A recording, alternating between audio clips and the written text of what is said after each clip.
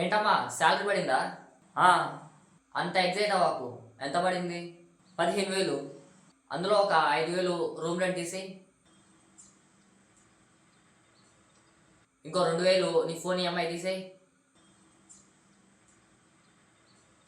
ఇంకో 2,000 నీ current bill, cable bill, mobile రీఛార్జ్లు తీసేయి. నెలలో ఒకసారైనా మనం సినిమాకి వెళ్తాం, సో 2 టికెట్లు 300 తీసేయి. ఎంత మిగిలింది ఇప్పుడు?